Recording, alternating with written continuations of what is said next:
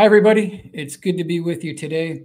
I have prepared a special presentation. I want to thank everyone for joining me here today. A lot of research effort, a tremendous amount of work has put into this, and hopefully we have a world exclusive for you here.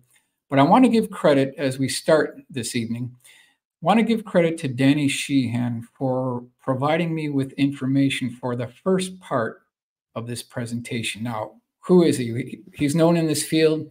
He obtained degrees from Harvard University and Harvard Law. He is a large advocate for UFO disclosure and transparency. So I want to give credit for Danny for the first part of this presentation. I'm going to go on to the next slide. So I was talking to Danny, and he has related this before in multiple interviews in the past, but I really wanted to drill down on this. He states that in 1977, he went to the Library of Congress and he was given special access security clearance to view some classified files at the Library of Congress. Now, it didn't take place in this building. It took place in another building right next door across the street. That's the James Madison Memorial Building. So this is all 1977. So he goes into this facility. He gets a special one-time only security clearance. And I've got the top view layout here. If you look at the center of the screen, you'll see the United States Capitol. And then if you go off to the right and slightly down, you'll see the Library of Congress. The building we're looking for is just a little bit further down from that across the street. And you have the Madison building. That's the building we want to focus in on, and I'm going to move forward here. Here is the layout floor plan for the basement. So he goes to the basement, and then files are brought to him off-site. They're brought into this basement facility, and he walks into the facility. There's a security guard there. He's checked for everything. He gets access to the files. And so what Danny started doing next is he started reviewing these microfilms. So he puts this into a microfilm reader, reviewing everything. And he said, as he was going through this microfilm, and this is a photograph, which is probably very close to what he dealt with. Now, this thing was able to project an image that reflected down onto a whiteboard that you see here. And he said, as he was looking through these files, there was a few photographs of what depicted a UFO crash retrieval operation. This was a wintertime scene. There were men with parkas, and he said that on their hoods that had this kind of a furry flange that you've seen on these winter coats. There were 4 people there. This disc was about 30 feet in diameter. It was tipped up at a 30-degree angle, and these men were positioned in very particular ways. Now, what Danny did is clever. What he did was very clever. He took the back page of this notebook, tipped it up, and then he overlaid that onto the white plate that you see here. He projected that photograph image down on the back of his notebook, and he actually traced this detail. Now, as he was leaving the facility, the security guard checked him for anything that he might have taken from the operation here.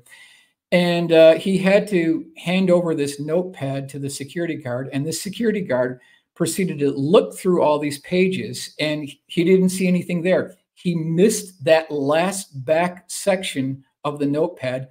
And Danny walked out with a sketch based on an actual photograph of a UFO crash retrieval. So I thought, you know what? We've got to get a drawing done of this. And I'm going to do a quick check-in here.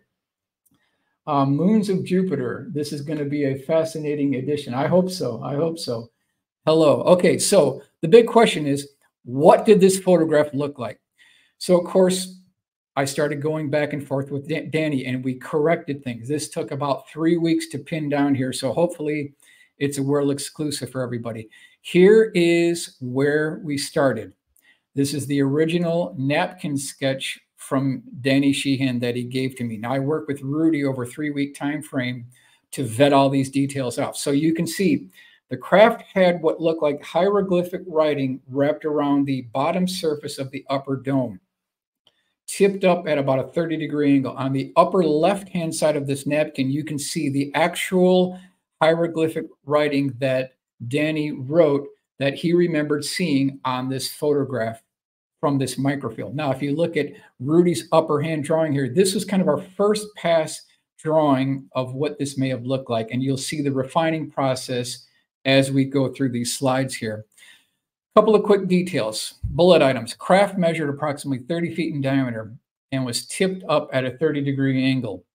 The craft had a dome on top with what appeared to be strange symbols along its lower surface. It left a trail on the ground and created a mound of dirt where it came to rest.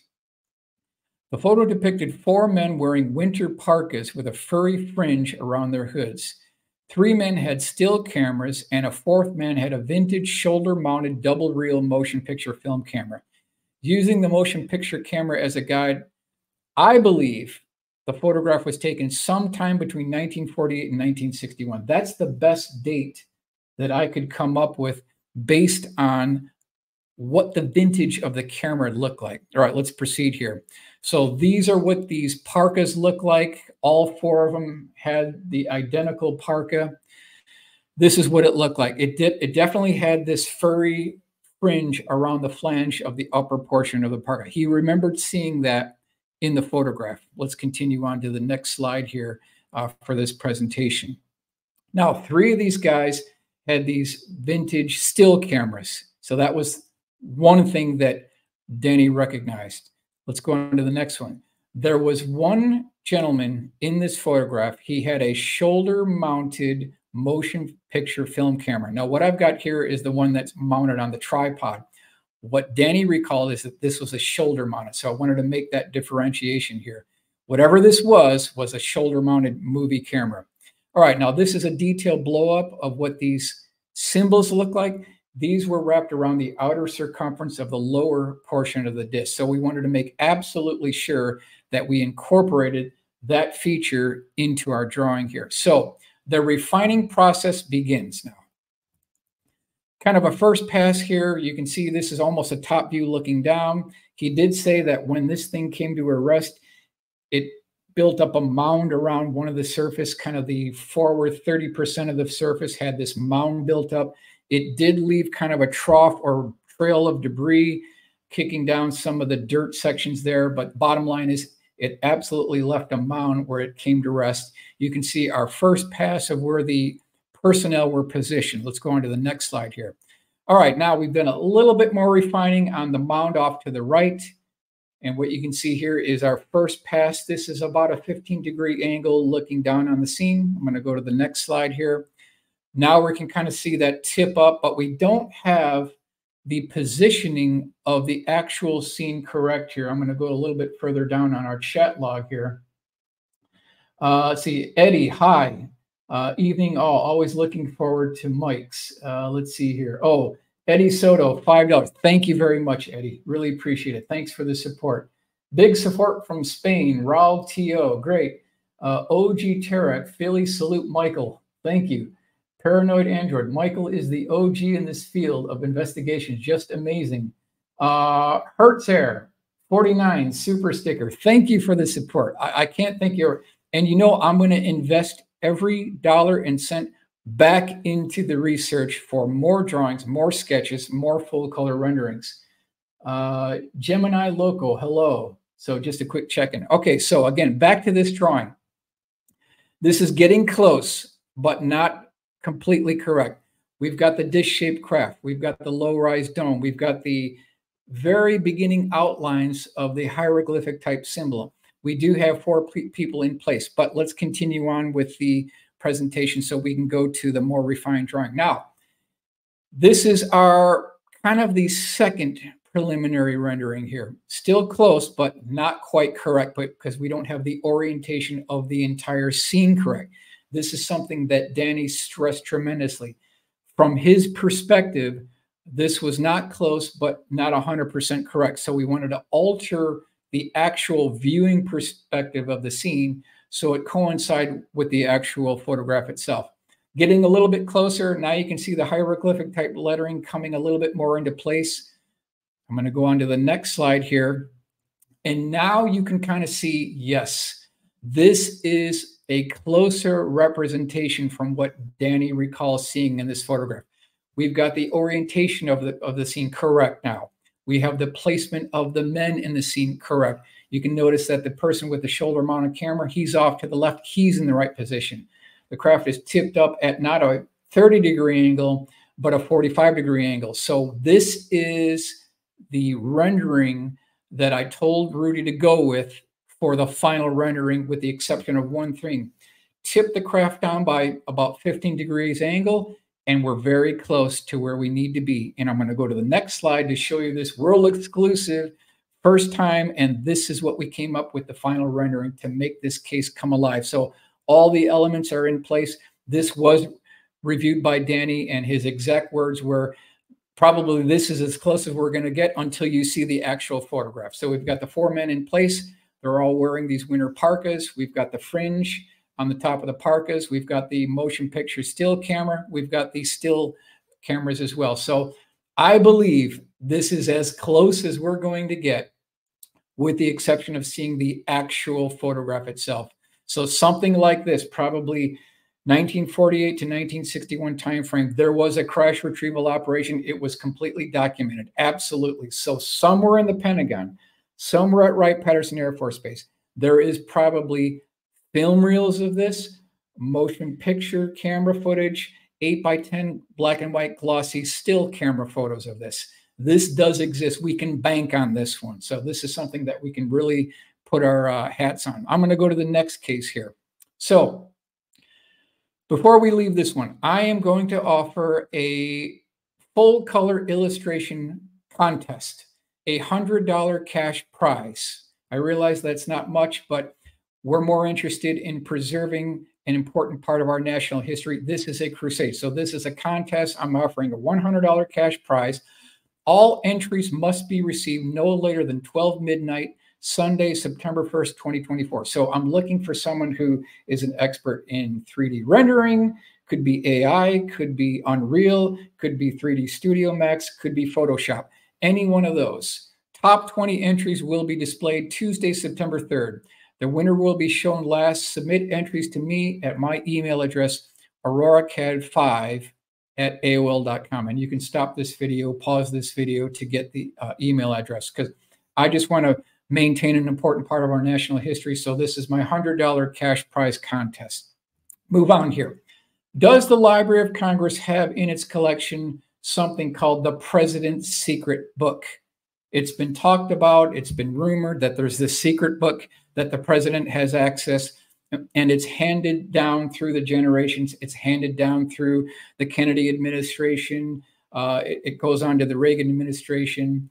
And this contains all of our nation's greatest secrets. Is there such a book? We want to look into this here. In fact, so much speculation has circled around this that they made a movie out of this. And most of you have probably seen this. Nicolas Cage, National Treasure, Book of Secrets. So they made a book of this. So, of course, I started digging, right? And let's see if there is the President's Secret Book. This is directly from the Library of Congress website and their catalog. And yes, there is a book. It's called the President's Secret Book. You can see the author's name there. So you can see that this is real. Author's name is there. I'm going to go on to the next slide. If you want to see this book, you have to go to the Library of Congress in Washington, D.C., that one original photograph I sent you. Pull up this TL number, TL567.R47. You'll probably also need this Library of Congress control number, 200-836-4034, and you can read our nation's greatest secret within the President's Secret Book.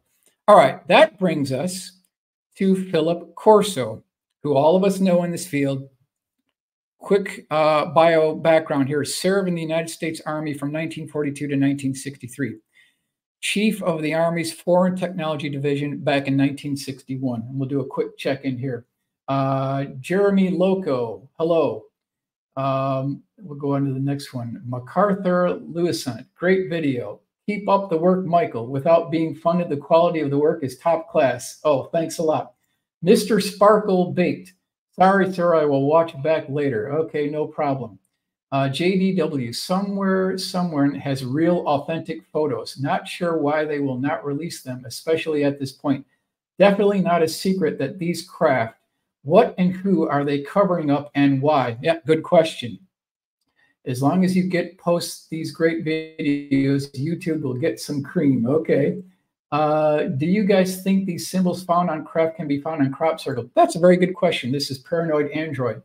AV Electronic Teardowns, Uber Mike, Verona Farm. We need to see Danny's record of the script from that time he viewed the archives. His recollections are not likely accurate. Paranoid Android, excuse my spelling, Android. Open-minded, tuning in from Australia. Wow, great to be with you. Eddie Soto, another $5. Thanks, Eddie, appreciate it. Matt Budd, hello from Wright-Patterson Air Force Base, Dayton, Ohio. Interesting you mentioned Wright-Patterson Air Force Base. Is this UFO ET or man-made? That's a good question. Jeremy Loco, I think there were already models of our man-made UFOs called, yes, they're called alien reproduction vehicles. Absolutely. Fluxliners was the secondary term. Gemini Loco, Lockheed Skunk Works. Yes, one of the contractors involved, for sure. Sport Model. Shock Valet, why would Lockheed put weird alien hieroglyphics on the craft? Yeah, well, we believe that this one perhaps was an ET craft. Good point. Boots on the ground, Mike, always putting in that work toward the revolution. Yeah, I hope so. You know, that's what it really takes. We can't just, look at internet videos to find the truth. We got to get boots on the ground. We have to interview these witnesses before they die. We have to hook it up with the newspaper clippings and get to their bosses so that we can have a united coalition of whistleblowers, not just one or two like David Grush. We need an entire coalition of these people coming forward. Then we're going to get somewhere. Verona Farm. Wow. Mike Yoshizima. The least we can do is give Mike Schratt a thumbs up. Great. I agree. Okay. This is awesome. What do you think of Lou's book? Yeah, I bought his book. I'm reading it now. Compelling. JBW, $20. Wow. Thanks for the help. Appreciate it. It'll go right back into the research. Okay, so let's get back to our presentation here. Now, according to Corso, portions of the Roswell debris / technology made its way to Fort Belvoir. This is reference from Colonel Corso. Let's continue on here. So, of course, I started digging again, right? Who are the contractors? This is the Morning Call, July 6, 1997. Corso's book says he was ordered to share alien secrets found in wreckage stored in the Pentagon with military contractors. Among those secrets were stealth technology, lasers, fiber optics, and integrated circuits. These secrets were ceded to researchers at top 1947 companies such as Monsanto, Hughes Aircraft, IBM, Dow Corning, and Bell Labs, the research arm of AT&T, Corso said. Corso said the companies weren't supposed to know where their inventions came from. So you can see here, the picture we're painting is that once the information and hardware from Roswell came to the Pentagon, where he had this filing cabinet, it was seeded out to different industries, and the trickle-down technology eventually made it into what we know as the commercial industry. That's the basic bottom line here. Now, let's talk about something that Corso talked about approximately 2 witnesses. It's not mentioned too many times, but this is what Corso had said. In a videotaped interview, probably 2 videotaped interviews, Colonel Corso claims that he had an interaction with an ET at White Sands Missile Range back in 1957. This was at the northern part of White Sands Missile Range. So he got in his Jeep, rode up through the north part of White Sands Missile Range, not too far from Trinity Site. Trinity Site, where the world's first nuclear device was exploded on July 16, 1947. So we're talking about generally the same area here. And I've got a photograph that shows you what the landscape looks like. So you can kind of get a sight picture here that Corso pulls up in his Jeep. He gets out of this Jeep. He walks toward what he stated was an abandoned gold mine, and he takes a nap. When he wakes up, and we'll pick up the story here, Corso meets an ET wearing a helmet and a headband. in an abandoned gold mine on the north part of the White Sands Missile Range. This is back in 1957. So I had Rudy do a drawing of this, and you can see kind of in the foreground, this is Colonel Corso's Jeep. This ET was about 4 feet tall. He was absolutely wearing a helmet. He had a headband with what looked like some type of component right in the center of his forehead. This is according to Colonel Corso. He's talked about this at least 2 times in 2 separate interviews. I'm going to go on to the next slide here. So this is the exact word-for-word interaction that Corso claimed he had with this ET back in 1957. So this is the ET here. Will you give me 10 minutes of radar downtime? Corso, what do you offer? ET, a new world if you can take it. Now, a little bit after that, Colonel Corso gave the order to shut down the radar range for 10 minutes. And soon thereafter, an object was tracked on radar exiting the area, traveling at over 3,500 miles an hour. So something was tracked on radar immediately after this all went down, which was believed to be this ET departing at a high rate of speed, and it was confirmed by radar. So at least we have that data point to prove this case. Now, we want to talk about Colonel Corso's boss at the Pentagon, would have been General Arthur G. Trudeau, Colonel Corso's boss. Colonel Corso claims that he was in charge of a highly classified filing cabinet at the Pentagon that included physical hardware recovered from the UFO that crashed north of Roswell, New Mexico during July of 1947. Items included within this filing cabinet include the following. Number 1, fiber optics, super tenacity fibers, lasers, a transistor, and integrated circuit. General Trudeau, now when he was there at the Pentagon, Colonel Corso started kind of bringing all these components out on his desk. And when Trudeau walked in, he said, those things could change the world. Later, he said, Phil, in 5 years, we did what should have taken 250 years. So I thought that was interesting. Some of the quotes directly from Arthur G. Trudeau, his boss. That leads us to the book that came out back in 1997. Most of you have read this book.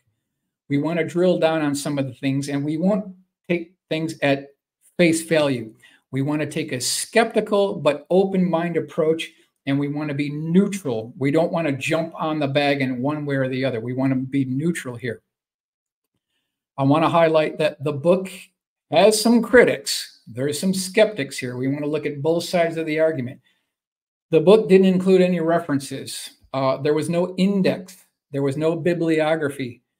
And the other thing is, Corso claims that he saw some type of ET body at Fort Riley, Kansas, which could be true.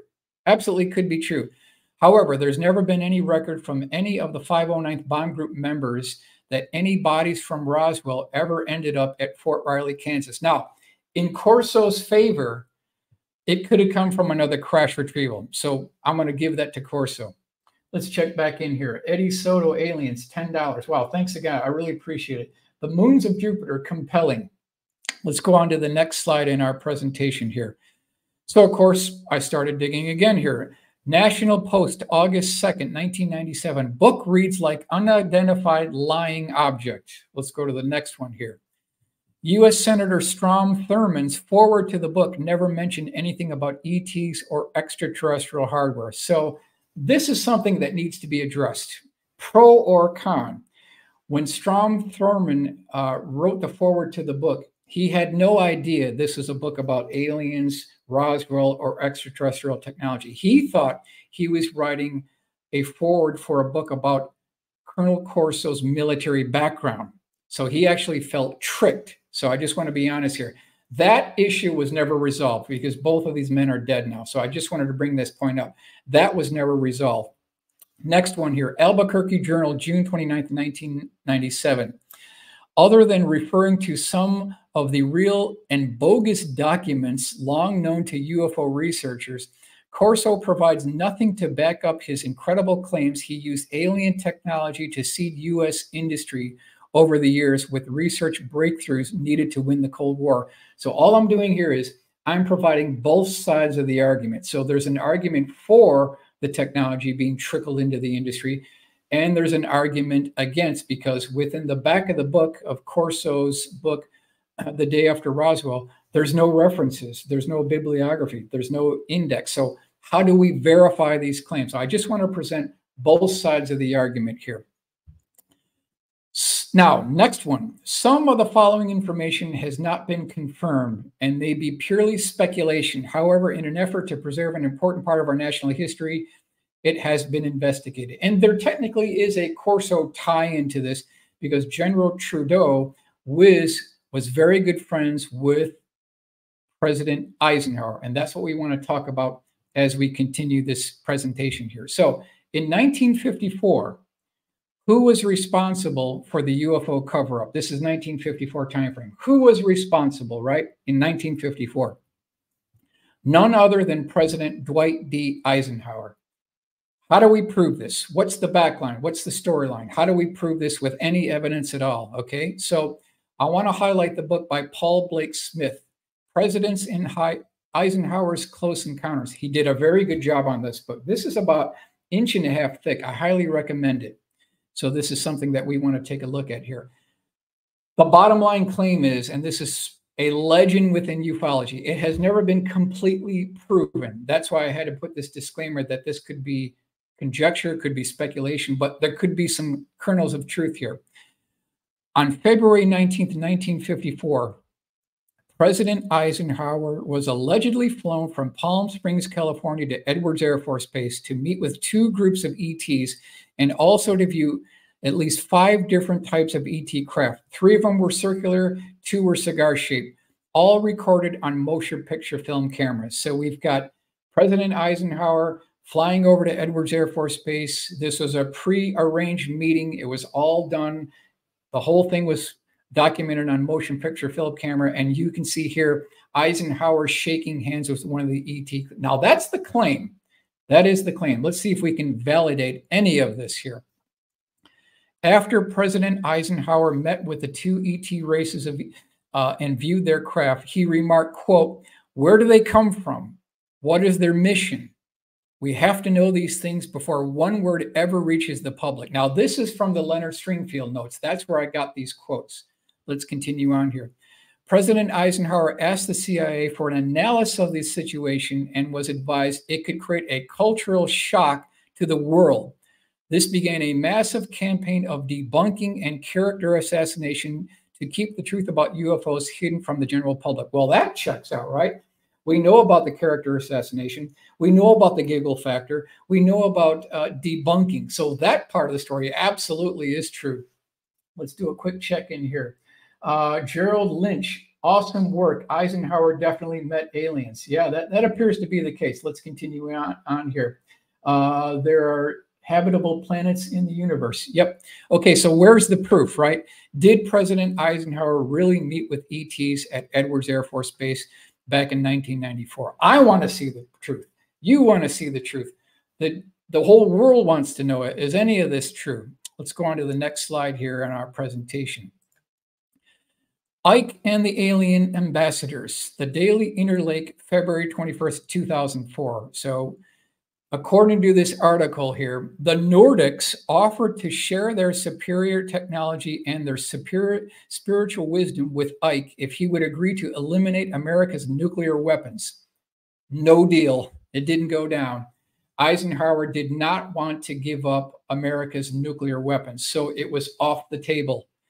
May have been a sad situation. We could have been a whole new world by now if this agreement was made, but according to what we know, that was a done deal. It was no deal. He denied their request. He denied their offer, and it didn't happen. Let's go on to the next slide. So this whole concept, this whole legend of President Eisenhower meeting with aliens at Edwards Air Force Base back in 1954, it is legendary status. In fact, it got so legendary, according to Longview Daily News, February 22nd, 2004, we've had so many requests on the meeting with aliens that we have a person who specializes in this, Jim Layersoff. This is from the archivist at the Eisenhower Library. So they know about this. This has gone on their record. They know about this legend. Absolutely. Ike met alien theory lacks teeth. The Atlanta Constitution, February 22nd, 2004.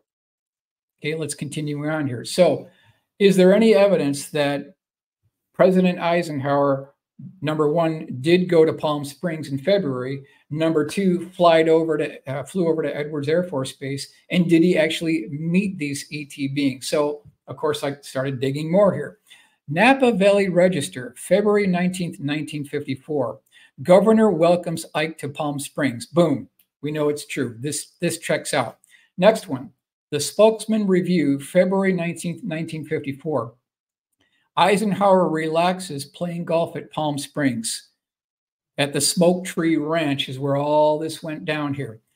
This is the payoff, even for presidents. Santa Barbara News Press, February 19th, 1954. So here you see the photograph of the president reaching down, getting his ball out of the cup at the golf course here. So we have established that he was, in fact, at Palm Springs, February 19th, 1954. He was there. Now, they were holding a press conference. Somehow the president disappeared, and they actually reported that the president had died. And this is where the story gets murky, because we believe that he chipped his tooth. There was an emergency dental examination. He was an appointment. He got his tooth fixed. And that was the quote unquote cover story for him to fly over to Edwards Air Force Base to see the craft and meet with the quote unquote alien beings. That's the story in a nutshell here. Let's continue on here. President polishes off work, then shoots 85. So bottom line is, yeah, absolutely, he was there. He was absolutely in White in Palm Springs back in 1954. Now, I have interviewed, I won't mention this person's name. I did about a 30-minute videotape with this person. Her father was in the U.S. Air Force, high up, military brass, high up in the Air Force. Before he died, he was in this very serious state of mind. He started crying uncontrollably. So this witness went to her father and said, "What are you crying about? What are you crying about?" And he proceeded to tell her, quote unquote, "A handshake has been made." Didn't provide much more information, but a handshake has been made. And I know that's not much to go on here. It's secondhand dead person's testimony, because that original Air Force personnel is gone now. But I believe this person. I know this witness. She's secondhand, but I believe what her father told her is that a handshake has been made. That tracks with what we know about President Eisenhower. So this would be kind of a tangential type information. It could be a tangential witness, but I believe this tracks with the overall Eisenhower story here. Let's do a final check-in with everybody here.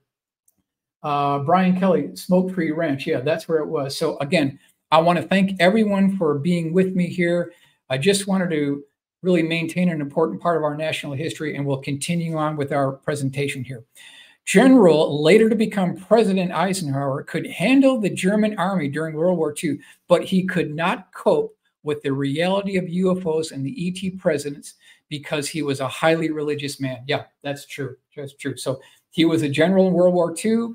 He could handle the German army, but when it came to ET reality, nope, he couldn't do it because he was highly religious. He could not handle the ET reality here. So immediately after his inauguration, President Eisenhower, along with Vice President Nixon, may have received a briefing on the ET presence and may have been showed hardware and biologics at the underground Pentagon vault and Johns Hopkins Hospital. Yeah, that checks out. There is a vault at the Pentagon at the lower level. There absolutely is. So we believe that pretty much after the inauguration, President Eisenhower and his vice president, to become Richard Nixon, did receive a briefing and may have seen biologics and actual hardware. Let's continue on here. Now, eventually, the weight of ET reality became too much for President Eisenhower, who washed his hands of the entire majestic UFO situation and brought it under the jurisdiction of President Richard Nixon to become President Richard Nixon. So he handed everything over to his vice president. And that's where things really start going off the rails here. And so, of course, I had to do some additional digging here. And I came up with this book, The Arrogance of Power, The Secret World of Richard Nixon. So what do we know about Richard Nixon, right? Let's go on here. Excerpt from The Arrogance of Power, Drunk in Charge. For most of his political life, Richard Nixon was prey to drinking, prescription drugs, and fits of rage. Talking to Nixon's psychotherapist and key figures in his administration, Anthony Summers and Robin Swan, pieced together for the first time the events that culminated astonishingly in the president being asleep and incapable when his country went on nuclear alert against the Soviets. So here we've got President Nixon in the White House, fits of rage, prescription drugs, being drunk, handling the nuclear button, and handling the whole ET situation. So you can kind of see how all these things ran off the rails here. Let's continuing on. The Ottawa Citizen, April 14th, 1982. Principals are mum on drunk story. A magazine article describing Richard Nixon as often being drunk in the White House and Henry Kissinger refusing to pass along cables to an inebriated president has prompted no direct public response from the two men. So putting this together with the previous book, I think it's confirmed now. We can confidently say that President Nixon wasn't fit for, number one, handling the nuclear weapons, and number two, handling the entire overarching ET situation, UFO reality here. Let's continue on. Now, here's where it gets even more interesting here. I'm going off on a limb, but I'm presenting this because I think it's important in the bigger picture here.